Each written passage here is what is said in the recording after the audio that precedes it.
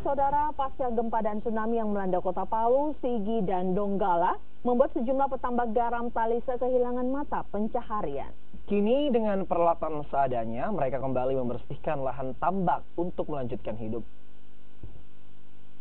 Bulan pasca bencana, petambak garam Talise mulai membersihkan lahan mereka dari puing-puing bangunan dan material lumpur yang menggenangi lahan milik mereka.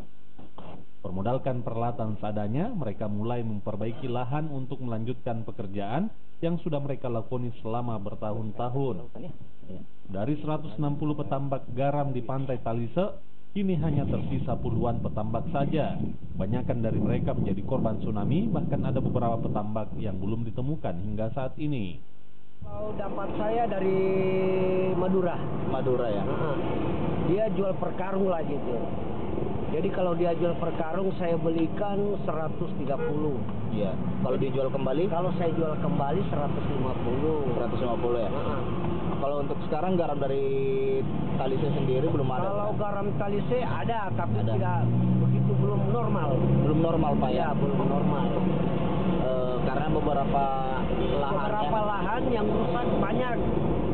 Luas lahan tambak garam Talise sekitar 25 hektar. Dari lahan ini, hanya beberapa petak tambak garam yang terlihat beroperasi. Mereka berharap ada perhatian dari pemerintah daerah. Kurangnya petambak garam yang beroperasi berdampak pada kurangnya stok garam Talise. Hal ini membuat pedagang yang berada di sekitar pantai harus mendatangkan garam dari Makassar dan Madura. Rolis Muhlis, Kompas TV, Palu, Sulawesi Tengah.